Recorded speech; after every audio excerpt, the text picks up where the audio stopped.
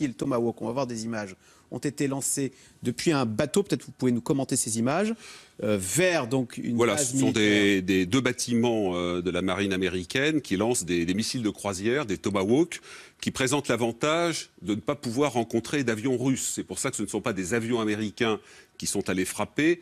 C'est un mode opératoire qui permet de tirer à distance et de ne pas risquer une confrontation directe avec des avions de combat russes. Donc ça montre bien que cette opération du président Trump est une opération extrêmement maîtrisée sur le plan militaire pour donner un avertissement diplomatique et éviter de rentrer dans un engrenage. Vous imaginez si des avions de combat américains étaient obligés d'abattre des avions russes pour pouvoir atteindre l'objectif, là ça serait très très grave. D'ailleurs, Donald Trump a pris soin de prévenir les Russes. C'était pourquoi? Pour s'assurer qu'il n'y ait pas de Russes Oui, d'une part, exactement, pour s'assurer qu'il n'y ait pas de forces russes dans la base, mais également, visiblement, pour que les Syriens retirent leurs avions de combat. Et donc la frappe s'est faite sur des bâtiments, des casernements, des dépôts, des stocks de munitions ou de carburant, d'hydrocarburants, mais pas d'avions de combat syriens. Donc encore une fois, on est vraiment dans un calibrage très très précis. Il n'empêche, Pierre Servan, ces frappes interviennent sans sommation. C'est la première fois que les Américains frappent en Syrie, depuis le début du conflit, si je me trompe. Est-ce que ça vous a... Alors non, c'est la première fois parce qu'ils frappent très très régulièrement en Syrie, mais c'est la première fois qu'ils frappent directement une base du régime de Damas. Ils l'ont fait parfois, ils ont parfois frappé, comment dirais-je, des intérêts directement liés à Bachar el-Assad, et après ils ont dit non, mais c'était une erreur de tir. Mais là, c'est délibéré, c'est clair, donc c'est la première fois qu'ils touchent des intérêts militaires du régime de Damas. Mais ça ne vous a pas extrêmement surpris de la part d'un Donald Trump dont en plus on disait que justement il ne voulait plus faire ce genre de choses, il ne voulait pas taper sur Bachar el-Assad comme un sourd?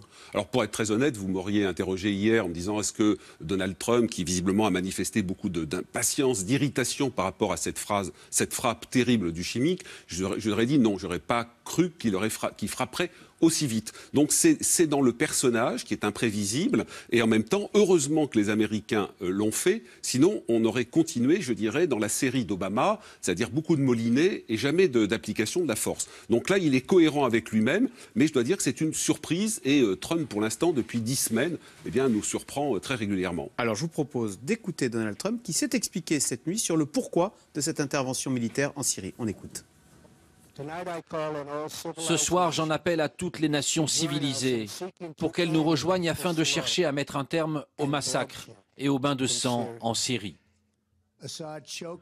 Assad a arraché la vie à des hommes, à des femmes et à des enfants sans défense. Il est dans l'intérêt vital pour la sécurité nationale des États-Unis de prévenir et de dissuader la propagation et l'usage d'armes chimiques mortelles.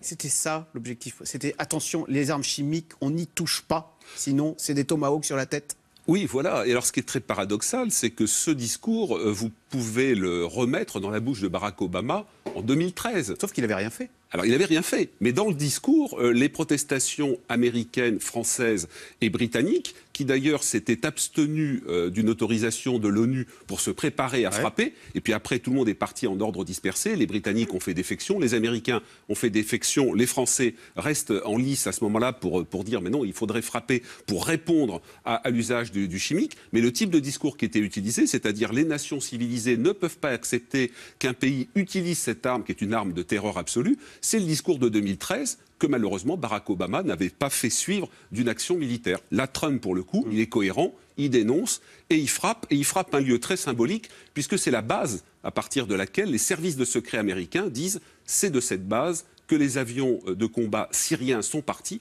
pour faire cette frappe chimique. Question entre parenthèses, est-ce qu'on est bien sûr que ce soit Bachar el-Assad qui soit derrière cette attaque chimique de mardi dernier? Parce que franchement, on ne voit pas quel est son intérêt à avoir fait une telle provocation. Il savait que la communauté internationale allait réagir s'il utilisait des armes chimiques.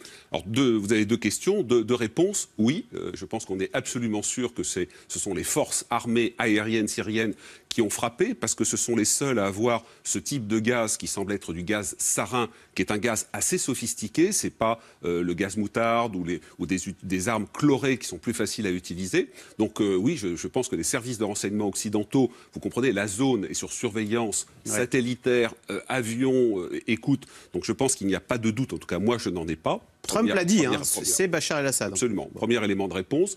Et le second, pourquoi Bachar l'a fait? Eh bien parce que le régime est dans une posture d'impunité totale. Parce que depuis le début, il fait ce qu'il veut, il massacre, il bombarde avec des bidons les populations civiles. À Alep, il a fait également des frappes extrêmement brutales sur les hôpitaux, sur la population civile.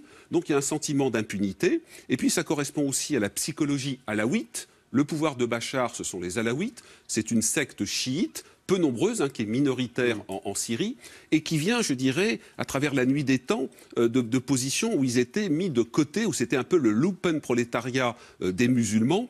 Et l'esprit alaouite est un esprit d'une très grande brutalité, qui n'accepte pas la négociation et qui agit par la force, et le fils agit comme le père. Donc, sentiment d'impunité, vous avez eu ces frappes dans une région qui est stratégique, la région d'Idlib, qui résiste encore aux forces loyalistes syriennes.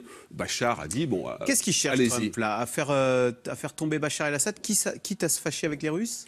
Non, je ne pense pas qu'il... Enfin, c'est pas qu'il veuille faire tomber Bachar, c'est qu'il renvoie la balle vers les Russes en disant, votre protégé est un criminel de guerre, donc il faudrait que vous fassiez le ménage chez vous, si vous voulez qu'on sorte par la voie politique et diplomatique. Et il savait que même si les Russes protestent, les Russes sont très embarrassés par cette histoire, parce qu'ils avaient la main diplomatique, ils ont même monté des négociations diplomatiques à Astana qui sont sous domination russe. Les Russes avaient donné le sentiment depuis Alep que c'est eux qui étaient la force dominante, et là le président Trump envoie un coup d'arrêt militaire, et il dit aux Russes, dis donc, il faut que vous fassiez pression sur vos alliés iraniens, et puis sur le régime de Bachar, pour qu'on puisse sortir par la voie diplomatique. C'est pour ça que la frappe militaire est extrêmement maîtrisée, très circonscrite, de façon à envoyer ce message. Et ce message, il est reçu 5 sur 5 à Moscou, qui se retrouve très gêné. Et puis, pour reprendre le titre d'un livre du général de Gaulle, c'est un peu aujourd'hui, je dirais, la discorde chez l'ennemi. C'est-à-dire qu'il y a entre les Iraniens, les Russes et le régime de Damas des positions qui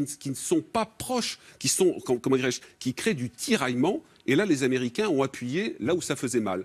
Là où j'ai une interrogation pour la suite, c'est que si je considère que la frappe est intelligente, pertinente, extrêmement maîtrisée, la motivation de départ, qui est une sorte de coup de sang compréhensible de la part de Trump devant les photos, ça me pose quand même un problème pour la suite des événements. C'est-à-dire que si Donald Trump continue à faire des opérations militaires sur des coups de sang, ça me gêne pour la suite de l'histoire. Même s'il a l'air d'être réfléchi, quand même, vous avez l'air de dire c'est de mettre la discorde chez l'ennemi, mais vous dites tout ça, c'est un coup de sang. Voilà, mais, comment dirais-je, les militaires américains, les généraux américains qui ont repris la main, le départ de Steve Bannon, de l'idéologue du Conseil national de sécurité, fait que les militaires ont proposé quelque chose d'intelligent, de maîtrisé, de pertinent à Donald Trump, mais le personnage reste compliqué sur le plan psychologique. Merci beaucoup, Pierre Servan, pour cet éclairage. Donc, je précise que vous publiez en ce moment Les présidents et la guerre, 1958-2017. Il y a des témoignages très intéressants de grands chefs d'État. Et vous racontez dans ce livre qu'on élit un président, mais on élit aussi en même temps un chef des armées. Et qu'ils ne sont pas forcément préparés. Non, c'est absolument. Et quand ils vont arriver à l'Élysée, ils sortent d'une campagne où on a parlé de tout, sauf des sujets dans lesquels ils vont plonger immédiatement, la défense, les questions internationales, la dissuasion nucléaire, ce qui va se passer au Sahel. Alors quand on leur donne le feu nucléaire, là, boum, ça leur tombe dessus, ils se rendent compte que c'est sérieux? Voilà, c'est-à-dire que véritablement, ils passent à un autre stade, et c'est ce que le général Georges Lain, qui a été un grand commandeur, appelle la transfiguration du chef des armées.